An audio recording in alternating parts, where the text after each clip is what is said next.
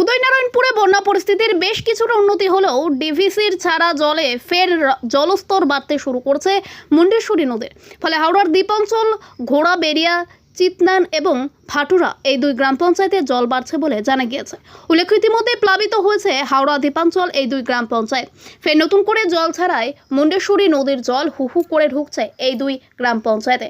প্রশাসন ইতিমধ্যে বিভিন্ন ধরনের কর্মসূচি নিয়ে রেখেছে এবং মোতায়েন রাখা হয়েছে ত্রাণ সহ ডিজাস্টার ম্যানেজমেন্ট ইত্যাদি।